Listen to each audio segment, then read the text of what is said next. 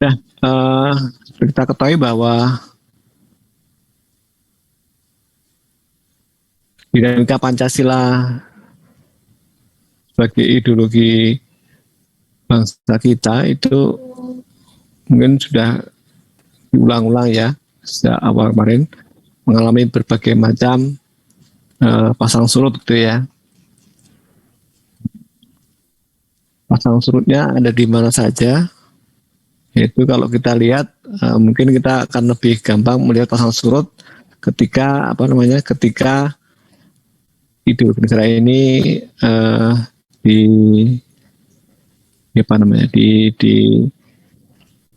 dilaksanakan pada waktu uh,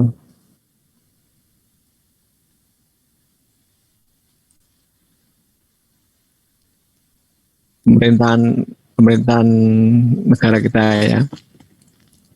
Nah, jadi dinamika Pancasila sebagai ideologi dalam negara dan bangsa Indonesia itu sudah mulai pasang surut dalam pelaksanaan nilai-nilai Pancasila tersebut. Ideologi Pancasila pada masa Soekarno, kita tahu bahwa walaupun Soekarno ini termasuk salah seorang perumus Pancasila, bahkan yang memberi nama untuk dasar negara kita Pancasila. Nah, namun dalam perjalanan pemerintahannya, ideologi Pancasila mengalami pasang surut ya, karena bisa kita lihat bahwa pada saat pemerintahan Soekarno, Presiden Soekarno pernah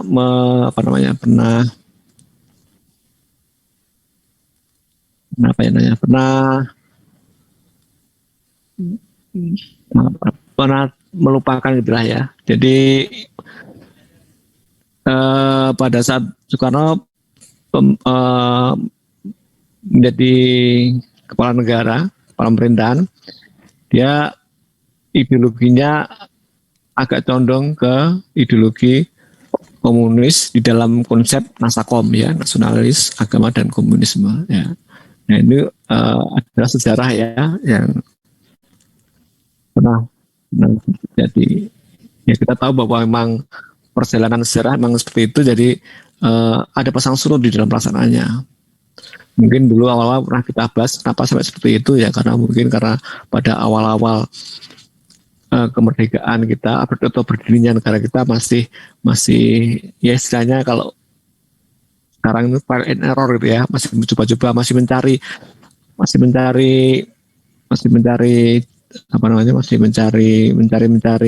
bentuk ideologi yang sesuai.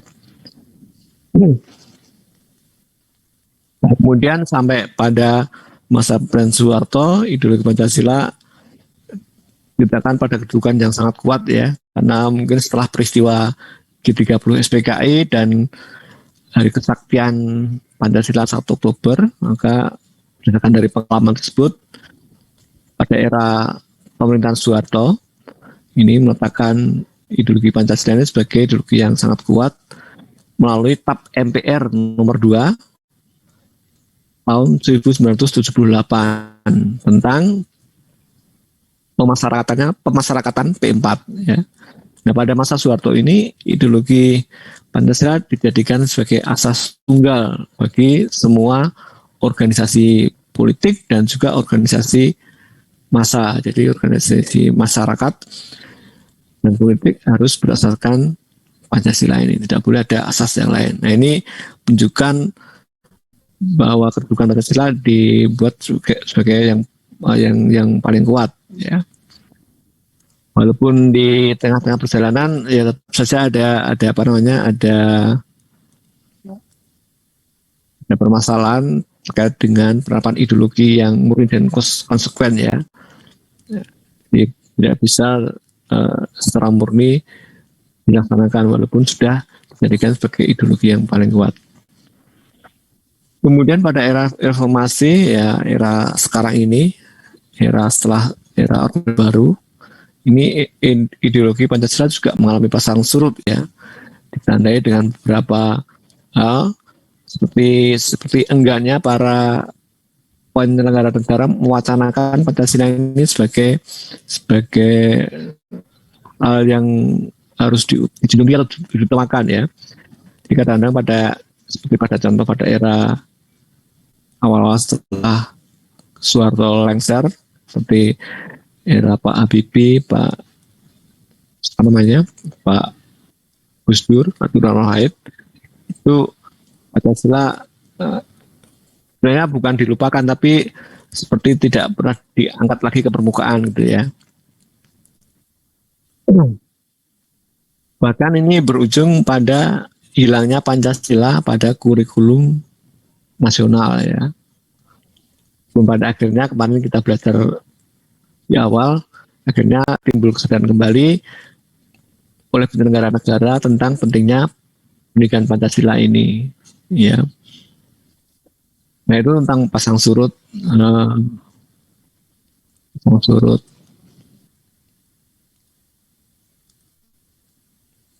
pelaksanaan ideologi Pancasila di negara kita. Selanjutnya kita akan lihat tentang apa saja sih yang menjadi tantangan bagi Pancasila sebagai sebuah ideologi. Nah, kalau kita lihat bahwa tantangan Pancasila sebagai ideologi negara ini ada banyak unsur yang mempengaruhi ya. Unsur tersebut bisa kita bagi dalam dua faktor, yaitu faktor eksternal maupun faktor internal ya.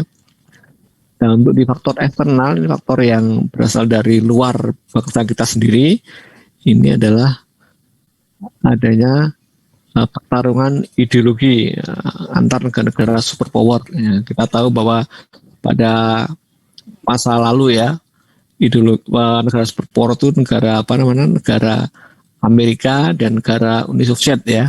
Negara Amerika dengan ideologi liberalisme ya.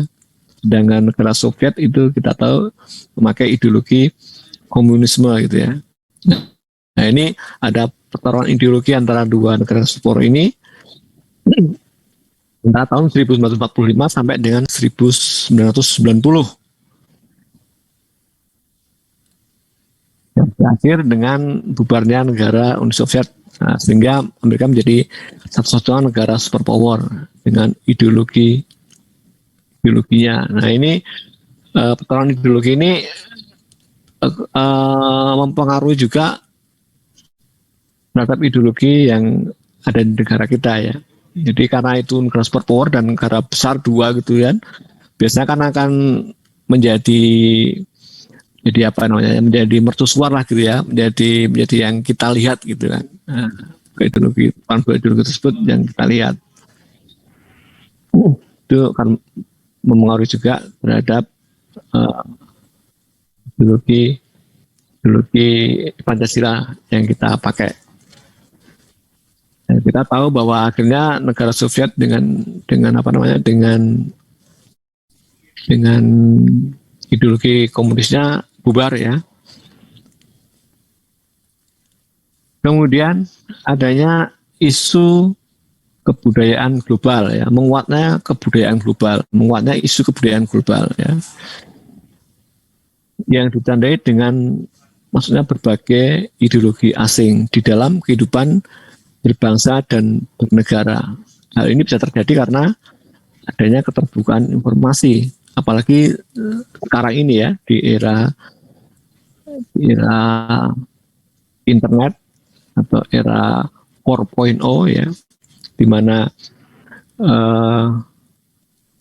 negara hampir tidak ada batasnya, dalam arti batas ini ya, bukan batas fisik ya, batas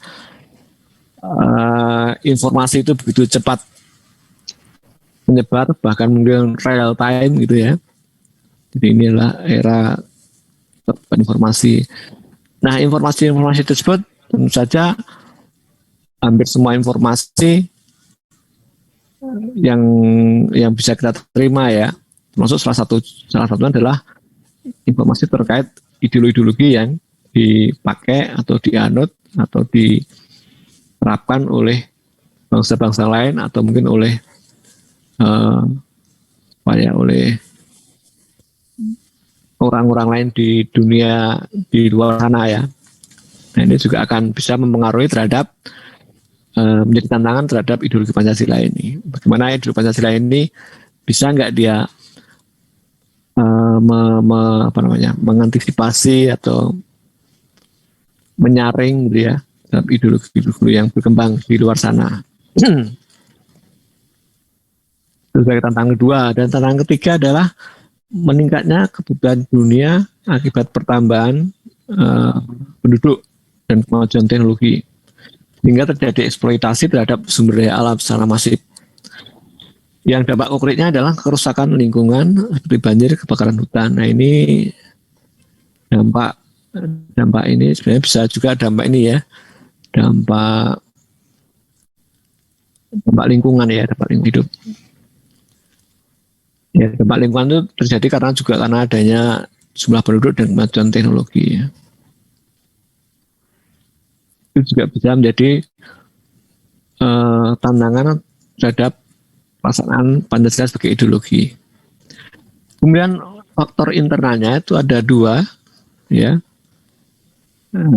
Ini pergantian rezim seperti yang sudah kita bahas di awal-awal dulu ya. Dan rezim yang berkuasa ini akan melahirkan kebijakan politik yang berbeda ya. Nah, jadi kalau tadi tempat saya bacakan pada waktu rezim atau Pak Soekarno berkuasa di awal kemerdekaan, nah beliau sempat menerapkan Nasakom, nasionalis, agama, dan komunis ya. Nah itu adalah kebijakan politik pada rezim. Nah biasanya kebijakan politik pada rezim ini berorientasi pada kepentingan kelompok atau partainya ya. Sehingga ideologi Pancasila seringkali terabaikan. Kemudian yang kedua, penyalahgunaan kekuasaan. Ini dalam hal ini penyalahgunaan kekuasaan contohnya korupsi ya. Korupsi itu kan adalah salah satu bentuk penyalahgunaan kekuasaan ya. Karena kalau orang yang tidak punya kekuasaan gitu, kira-kira bisa korupsi nggak dia? Kurang bisa ya.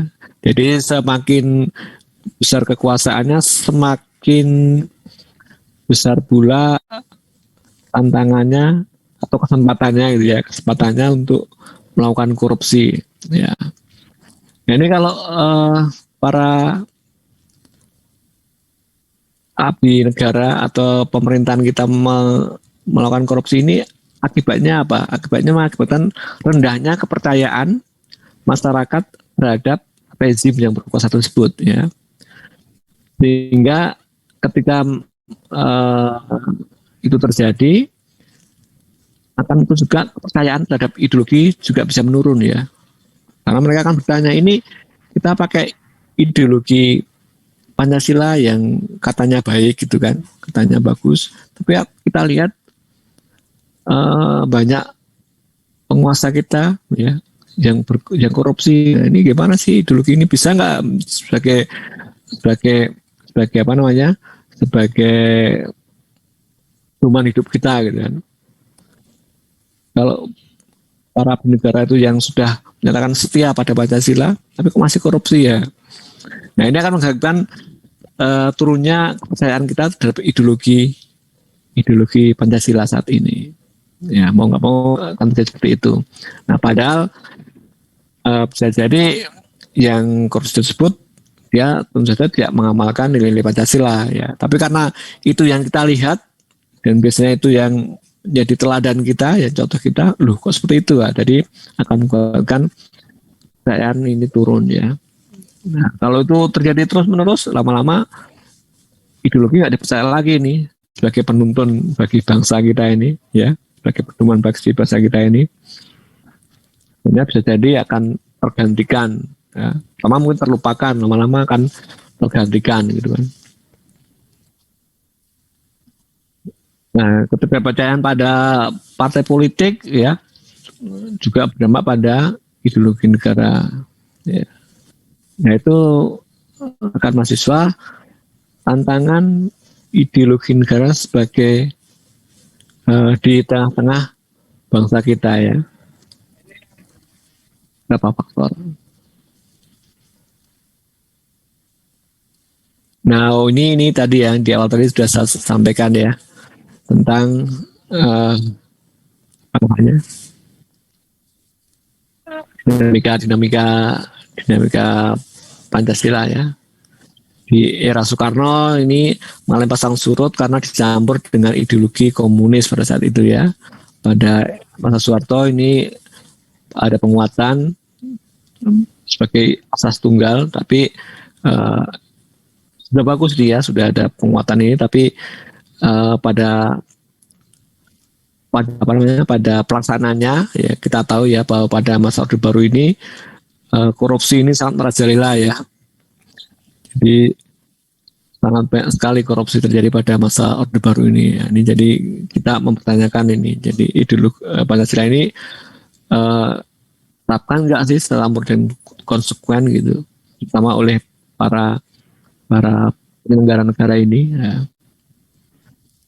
Kemudian di reformasi enggaknya penyelenggara negara untuk mewacanakan tentang Pancasila yang berujung pada hilangnya Pancasila dari kurikulum nasional. Nah ini tadi sudah saya sampaikan di awal. Karena esensi Pancasila sebagai ideologi negara. Bagian ini kita akan coba pahami hakikat Pancasila sebagai ideologi negara. Kita tahu bahwa Pancasila ini memiliki tiga dimensi dalam ideologi ini, yaitu dimensi realita, dimensi idealitas, dan juga dimensi fleksibilitas ya. Dimensi realita ini mengandung makna bahwa nilai-nilai dasar yang terkandung dalam dirinya itu dalam Pancasila ya, bersumber dari nilai-nilai real yang hidup dalam masyarakatnya ya. Jadi sebenarnya nilai-nilai yang ada itu sudah ada di dalam diri kita sendiri ya, sebagai bangsa Indonesia. Hal ini mengandung arti bahwa nilai-nilai Pancasila ini bersumber dari nilai-nilai Pancasila yang harus dijabarkan di dalam kehidupan nyata sehari-hari, dalam kaitannya dengan kehidupan bermasyarakat maupun dalam segala aspek penyelenggaraan negara. Nah, ini dimensi realitas. Jadi dimensi real yang terjadi bahwa memang sebenarnya nilai Pancasila ini sudah kita laksanakan atau mungkin sudah ada sejak masa lalu ya, bahkan sejak sebelum tanggal 1 Juni itu sudah ada. Nah, nilai-nilai tersebut dilaksanakan di dalam kehidupan berbangsa. Dan nilai ini, dimensi realitas nilai ini baru bisa jadi apabila memang nilai tersebut kita laksanakan di dalam kehidupan kita sekarang ini juga. Ini disebut dimensi realitas. Ya. Dan dimensi idealitas itu adalah mengandung cita-cita yang ingin dicapai dalam berbagai bidang kehidupan bermasyarakat, bangsa dan bernegara ya. Bahwa kita tahu memang nilai Pancasila ini mengandung adanya tujuan yang ingin dicapai ya, hingga menimbulkan harapan dan optimisme serta mampu menggugah motivasi untuk mewujudkan cita-cita tersebut. Kita akan tahu ya bahwa kita adalah ingin bangsa Indonesia itu, semua bangsa adalah manusia yang bertuhan, manusia yang berkeprimanusiaan, manusia yang punya rasa persatuan. Nah, itu kan juga merupakan sebuah cita-cita ya, atau dimensi idealitas kita. Dan ada rasa ingin hidup secara musyawarah dan mufakat gitu kan, dan tidak menyelesaikan permasalahan ya, kemudian berlaku adil untuk setiap orang, bagi semua orang. Nah ini adalah sebuah cita-cita yang luhur ya, yang ingin kita capai bersama-sama. Nah ini akan memberikan motivasi dan optimisme kita untuk menggapai hal tersebut. Itu dimensi idealitas kita. Kemudian yang ketiga adalah dimensi fleksibilitas. Artinya bahwa mengandung relevansi atau kekuatan yang merangsang masyarakat untuk mengembangkan pemikiran-pemikiran baru tentang nilai-nilai dasar yang terkandung dalamnya. Dengan demikian, Pancasila sebagai ideologi bersifat terbuka karena bersifat demokratis dan mengandung dinamika internal yang mengundang dan merangsang warga yang meyakininya untuk mengembangkan pemikiran baru tanpa khawatir kehilangan hakikat dirinya. Nah ini tentunya ini pemikiran-pemikiran bukan ini ya pemikiran-pemikiran di dalam pelaksanaan nilai-nilai dasar Pancasila tersebut ya, bukan pemikiran-pemikiran untuk mengganti nilai-nilai yang ada ya, tapi pemikiran bagaimana mengimplementasikan nilai-nilai tersebut ya. Dan kita tahu bahwa saat ini tentu saja tidak bisa disamakan dengan masa lalu ya, terkait dengan pelaksanaan atau penerapan nilai-nilai dasar ini ya. Tentu saja mungkin aplikasi rasa kemanusiaan kita saat ini mungkin agak beda ya perusahaannya dengan aplikasi kemanusiaan kira-kira di tahun tahun 50 gitu, yang mungkin pada saat itu belum ada internet atau belum ada online gitu ya. Nah, mungkin dulu kalau kita misalnya membantu orang itu harus benar-benar tatap muka gitu ya, harus benar-benar ketemu orangnya, saya menolong gitu ya, agak sulit kalau jarak jauh gitu. Nah sekarang kan bisa aja ya kita membantu orang, menolong orang secara jarak jauh, secara online gitu ya. Misalnya orang butuh makan, lapar gitu ya, kita tinggal pesenkan GoFood gitu kan. Kita tinggal pesenkan pakai GrabFood gitu kan.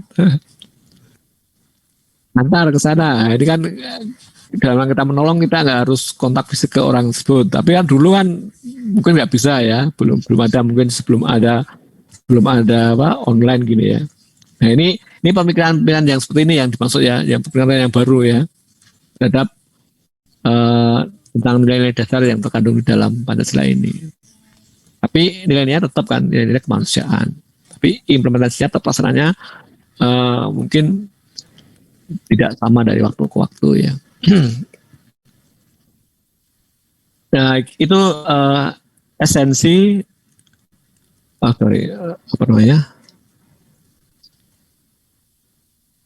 esensi Pancasila sebagai sebuah ideologi ya. Ada tiga dimensi.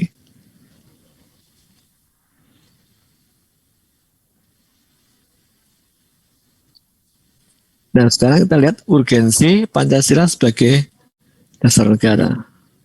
Masih pentingnya Pancasila sebagai dasar negara. Nah urgensi di sini bahwa kita sadar ya peran ideologi negara itu bukan hanya terletak pada aspek legal formal atau melainkan juga harus hadir dalam kehidupan konkret masyarakat itu sendiri ya. Beberapa peran konkret Pancasila sebagai ideologi meliputi dua hal ya. Pertama adalah ideologi negara itu sebagai penuntun warga negara. Ya. Artinya bahwa setiap perilaku warga negara harus didasarkan pada preskripsi moral. Contohnya kasus narkoba yang merebak di kalangan generasi muda menunjukkan bahwa prinsip moral ideologi belum disadari kehadirannya ya. Oleh karena itu diperlukan norma-norma penuntun yang lebih jelas, baik dalam bentuk persuasif ya. Sebuah imbauan maupun penjabaran yang disebut ke dalam produk hukum yang akan memberikan rambu yang jelas dan hukuman yang setimpal bagi pelanggarnya ya.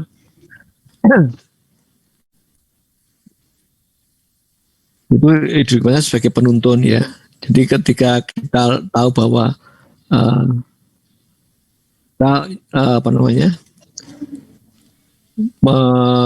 mengamini bahwa narkoba ini tentu saja tidak sesuai dengan nilai-nilai Pancasila ya, terutama nilai kemanusiaan ya. Ini apalagi itu. Nah ini untuk mengatur narkoba ini supaya masyarakatnya bisa lebih teratur atau menjauhi gitu, perlu sebuah rambu-rambu atau apa norma hukum yang diterapkan terkait dengan narkoba ini. Jadi tujuannya untuk mengurangi atau bahkan mungkin menghilangkan ya pemakaian narkoba di kalangan anak muda. Mungkin bahkan bukan kalangan muda juga ya, mungkin juga orang tua gitu juga banyak juga yang kita tahu memakai narkoba. Bahkan mungkin penegak hukum sendiri ada yang pakai narkoba ya. Kita sering juga lihat gitu kan di televisi itu mungkin ditangkap sedang anggota polisi sedang pesta sabu gitu kan. Nah itu kan bahwa apa namanya moral mereka sudah ya kehilangan ini ya kehilangan moral yang harus harus diikuti gitu kan. Kemudian ideologi sebagai penolakan terhadap nilai-nilai yang tidak sesuai dengan nilai-nilai Pancasila itu sendiri ya. Nah itu kita tahu bahwa ideologi itu sebagai sebuah filter ya. Jadi misalnya ada ideologi atau ya mungkin bukan ideologi aja, mungkin budaya, ideologi atau hal-hal kebiasaan-kebiasaan yang baru yang baru dari luar itu, dari luar. Nah itu kita kan mau nggak mau bisa datang gitu ya pada kita kapan saja ya, apalagi di era informasi seperti saat ini. Nah ideologi ini sebagai penolakan artinya gini, sebagai filter ya, kira-kira kalau itu nggak sesuai dengan nilai-nilai yang ada, nah, itu yang harusnya kita jadikan filter ya. Oh tidak sesuai dengan nilai apa namanya ketuhanan ya gak kita terima. Nggak sesuai ini dengan nilai persatuan gak kita terima. Nah sekarang ini yang banyak ini atau yang sedang hangat di negara kita ini adalah ideologi apa? Kalian tahu ideologi khilafah ya. Yang mungkin ini mungkin pemerintah saat ini juga sedang banyak sebenarnya untuk menghilangkan ini ya. Kita tahu organisasi massa HTI yang jelas yang sudah dibubarkan ya, yang dengan terang-terangan organisasi ini mendeklarasikan lebih khilafah. Nah ini kan ini yang kelihatan ya, yang sudah ada organisasi yang sudah kita bubarkan. Nah mungkin di masyarakat kita yang kita sendiri mungkin tidak menyadari. Nah ini mungkin bisa kita lihat nih, kira-kira ini cocok nggak dengan nilai-nilai Pancasila ini ya. Itu adalah urgensi Pancasila sebagai ideologi, ada dua ya, sebagai penuntun dan juga sebagai penolakan terhadap nilai-nilai ideologi yang tidak sesuai.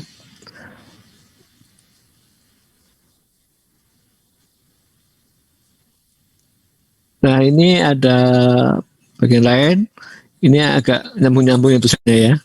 Agama, moral dan etika sebagai sebagai tuntunan dalam tugas. Nah ini karena ini khusus ditujukan buat rekan mahasiswa di PKN STAN yang sebentar lagi hampir lulus ya. Nah ini akan segera bertugas di unit yang akan unit yang akan diberikan kepada Anda, ditempatkan di mana. Nah ini petugas. Nah ini perlu juga ada bekal bagi rekan mahasiswa ini dalam bertugas. Itu dalam hal ini diberikan ada 3, agama, moral, dan etika. Nah kalau kita lihat ini agama, kita tahu bahwa di dalam setiap agama ini mempunyai kitab suci ya, kitab suci masing-masing. Dan misalnya di dalam kitab suci tersebut isinya yang paling dominan itulah ya, adalah terkait dengan perintah dan larangan ya.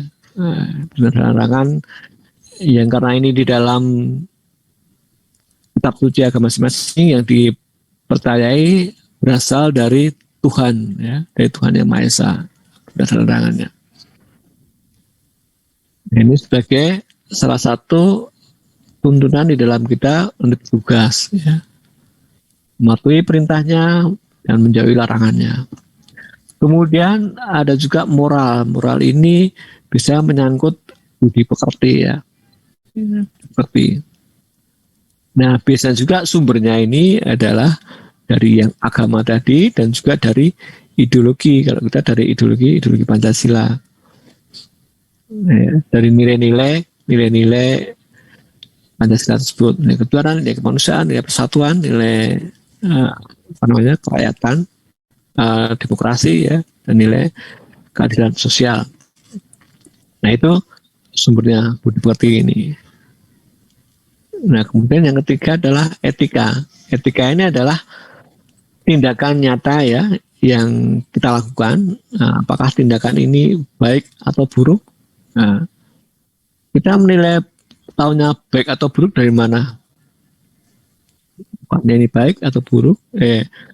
Benar atau salah dari mana? Tentunya kita akan menilai ini baik buruknya refleksi dari moral tadi yang sebelumnya, ya. Nah, moral tadi dari mana? Moral tadi sumbernya dari Pancasila, dari agama dan juga dari ideologi, ya. Ini tiga hal ini. Di hasil akhirnya adalah di etika ini, ya. Ini kalau kita lihat ini kan gambar pantai, ya. Nah, etika ini adalah benar-benar sebuah tindakan yang kelihatan, yang kita presentasikan di dalam kehidupan kita, gitu, ya. Tindakan nyata. Tindakan kita itu harus beretika.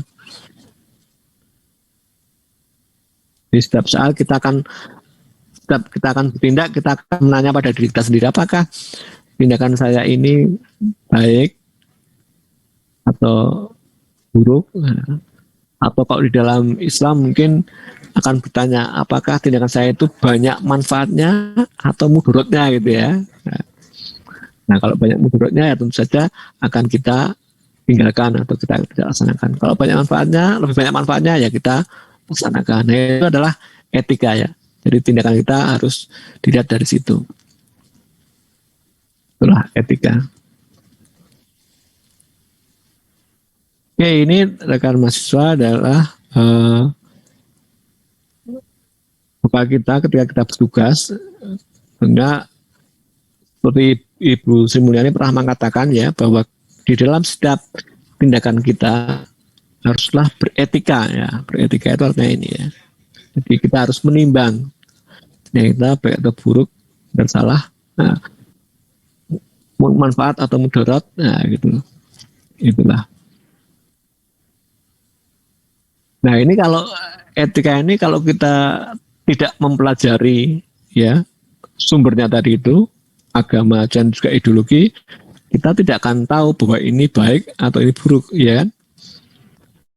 Ini baik atau buruk, ya. Nah, kalau kita tidak tahu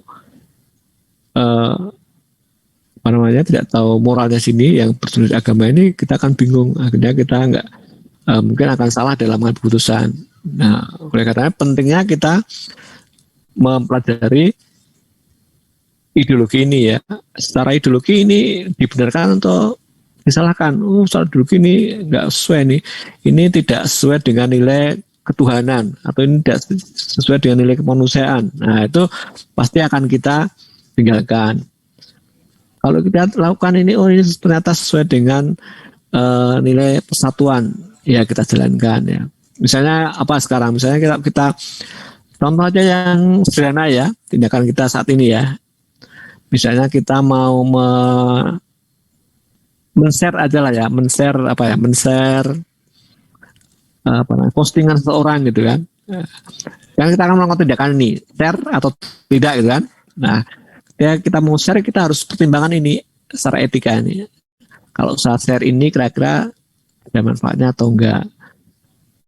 Karena ini, dan kalau saya share ini nanti malah akan membuat orang lain tidak suka, gitu kan.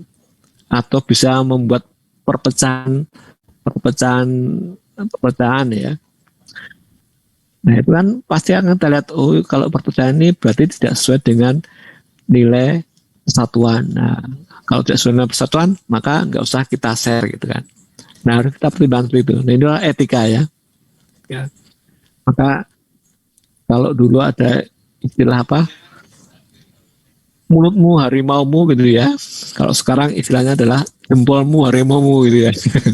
Karena biasanya yang men-share itu kan ibu jari kita ya, atau jempol kita ya. Itu kan menjadi harimau ya. Nah itulah etika ya. Nah ini yang penting. Nah etika ini nggak bisa berdiri sendiri ya. Dia harus tadi itu ya. Dia harus terkait dengan moral yang berisi dari agama dan juga ideologi. Oke. Saya rasa nah ini udah masuk ke PR kita bersama tadi ya. Baik, untuk materi saya rasa hanya itu aja teman-teman sampai di bab 4 terakhir ini. Mungkin nanti sebelum kita melakukan cerita atau storytelling, kita mungkin beri kesempatan dulu deh ini. Kalau masih ada waktu untuk ada pertanyaan atau membuka diskusi di ruang ini. Silakan, mungkin ada teman-teman yang mau menyampaikan pertanyaan untuk bahan diskusi kita bersama. Silakan, ada enggak?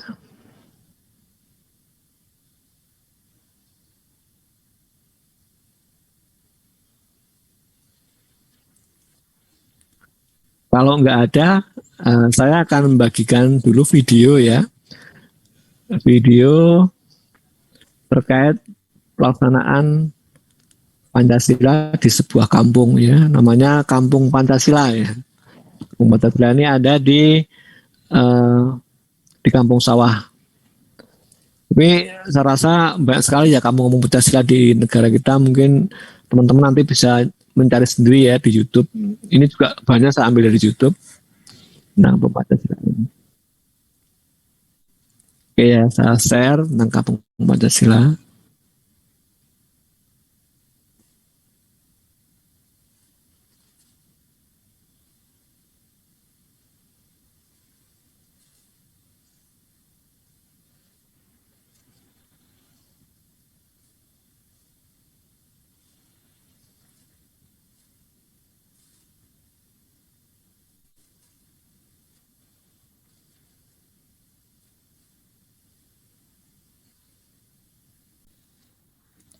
Ya, kelihatan ya? Kelihatan, Pak. Ya. Oke.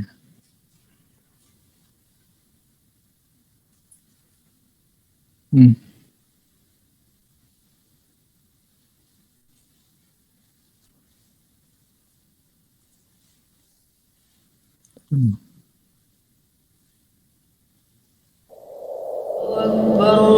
Suaranya udah masuk? Udah kedengeran ya? Oke. Ya, kita lihat dulu.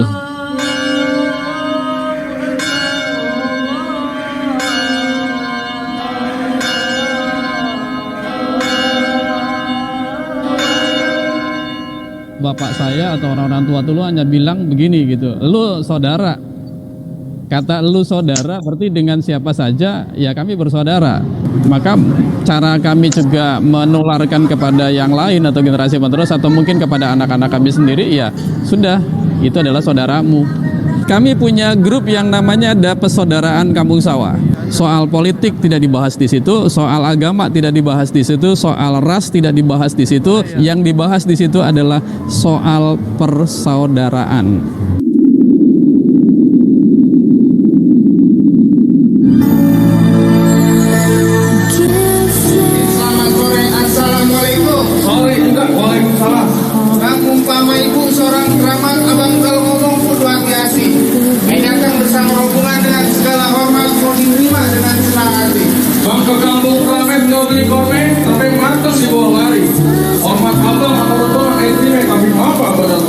Dengan mengembangkan tradisi atau budaya yang ada di Kampung Sawah, secara khusus mengembangkan tradisi Betawi di sini yang ada, maka di sini pun juga kita mau melibatkan anak-anak muda.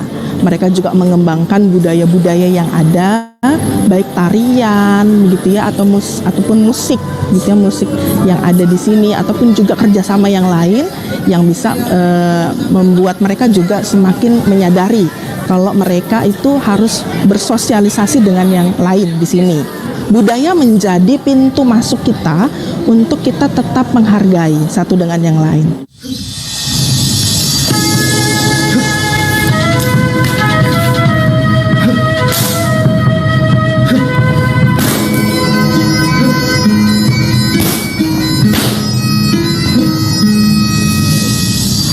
Anak-anak sekarang pasti lebih banyak mainnya di game. Terus buat belajar budaya itu susah. Nah itu PR kita juga. Nah itu sendiri saya nggak bisa sendiri. Nah itu peranan dari orang-orang tua kita teratas.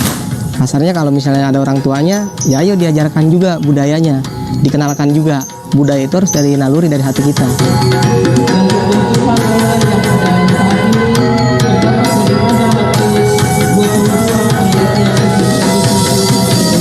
Kalau dibilang berbekas, sampai saat ini pun ternyata saya masih dituntun sama orang tua saya, masih diajarin tentang budaya dan toleransi.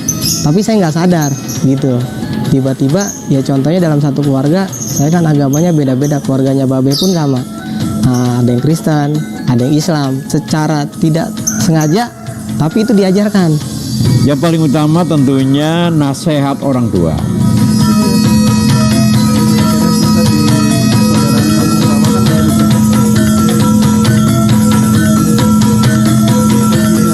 Kami punya grup yang namanya ada Persaudaraan Kampung Sawah. Persaudaraan Kampung Sawah itu adalah grup orang-orang yang cinta akan Kampung Sawah. Di grup itu satu hal yang paling utama adalah itu tadi.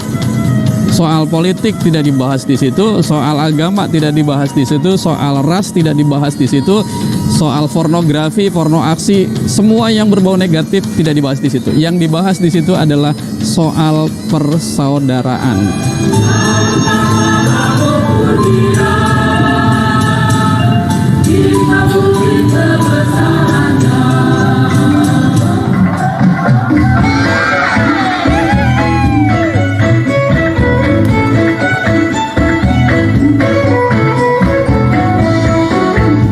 Menjaga toleransi itu bukan dibentuk oleh lembaga tertentu atau agama tertentu di sini, tetapi justru sudah ada sejak dulu ketika para pemimpin agama yang dulu juga tradisi-tradisi orang-orang yang ada di sini juga membangun kebersamaan. Dari kalangan Islam khususnya bersyukur, tapi tidak perlu kita bangga dengan jumlah besar, beragam, tapi harus kita menciptakan kerukunan. Tidak ada alasan kita harus saling bertikai.